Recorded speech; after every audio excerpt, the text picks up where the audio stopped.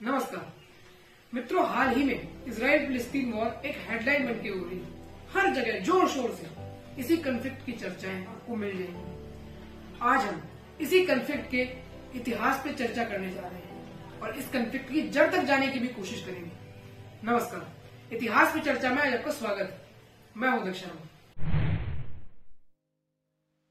सबसे पहले इस युद्ध के कारण जान लेते हैं। इजराइल के मुताबिक फिलिस्तीन की भूमि पे इजराइल का हक है।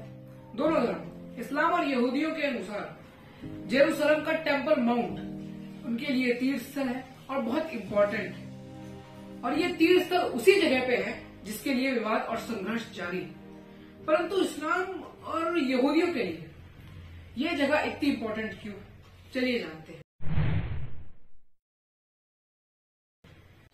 यहूदियों में राजा सोलोमन नाम के एक राजा ने 957 बीसीई में एक यहूदी मंदिर का निर्माण कराया और उसका नाम फर्स्ट टेम्पल रखा गया। परंतु 586 बीसीई में नेबुकदनेस्सर नाम के एक राजा ने अपनी बेबीलोनियन आर्मी के साथ इस मंदिर को तहस नहस करके रख दिया।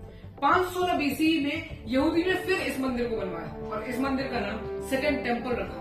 परंतु 70 सीई में रोमन जेरूसलम वॉर में इस मंदिर को काफी क्षति हुई और इसकी एक दीवार ही बच के रह गई।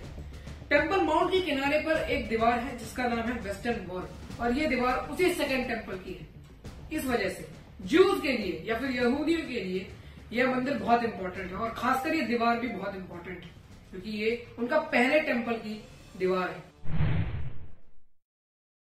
इस्लाम में जेरूसलम एक ऐसी जगह है जहां पे मोहम्मद साहब आखिरी बार गए थे और उधर से वह जन्नत की ओर रवाना हुए थे। टेम्पल माउंट में स्थित अल अक्सा मस्जिद मुस्लिमों के लिए तीसरी सबसे इंपॉर्टेंट जगह है मक्का मदीना के बाद। अब टेम्पल माउंट में ही डोम ऑफ द रॉक नाम की एक और मस्जिद है और ज्यूज का कहना है कि इसी डोम ऑफ द रॉक के नीचे हॉली ऑफ द हॉलीज है। हॉली ऑफ द हॉलीज वो जगह है जहां पर अब्राहम ने अपने पुत्र इसहाक की बलि दी थी और वो भगवान से मिले थे। परंतु मुसलमान इस बात को एक्सेप्ट नहीं करते और इसी बात पे सदियों से एक बहस छिड़ी हुई है और हमेशा से एक संघर्ष होते रहे। चलिए हम इजराइल के क्रिएशन को विस्तार से समझते हैं। मिड 19th सेंचुरी में ऑटोमन एम्पायर ने डिक्लाइन करना शुरू कर दिया था। उसी समय जेरूसलम में कई सारे यहूदियों का माइग्रेशन हुआ। इस माइग्रेशन का रीजन था रशिया में फैले एंटी ज्यूइश सेंटिमेंट्स का। वर्ल्ड वॉर 1 में ऑटोमन एम्पायर पूरी तरीके से कोलैप्स कर जाता है और ब्रिटिशर्स के हाथ में आ जाती है जेरूसलम की बागडोर।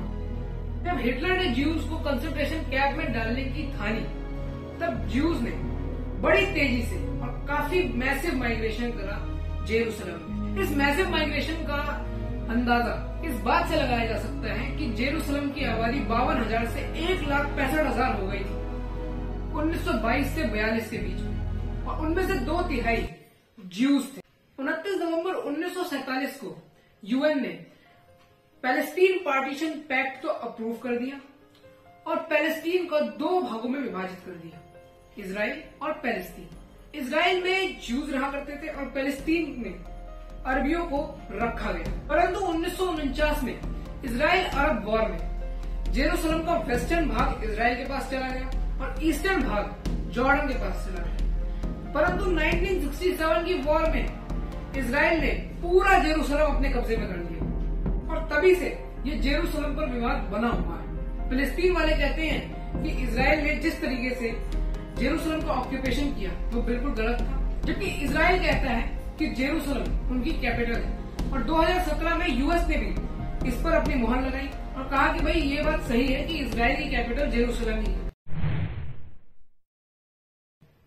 चलिए अब हम करंट कॉन्फ्लिक्ट को जान लेते हैं और समझ भी लेते हैं कि असलियत में अब कॉन्फ्लिक्ट क्यों हो रहा है।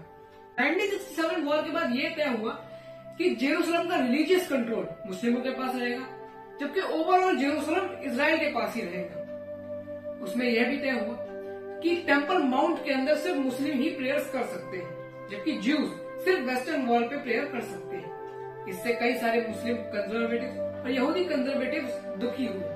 अब मुस्लिम चाहते हैं कि इजराइल जेरूसलम को छोड़ दे और यहूदी चाहते हैं कि हमें भी टेम्पल माउंट में प्रेयर्स करने का मौका मिले और प्रेयर्स करने दी जाए। और असलियत में यही है कन्फ्लिक्ट। आपको क्या लगता है कि इजराइल सही है या फिलिस्तीन सही है?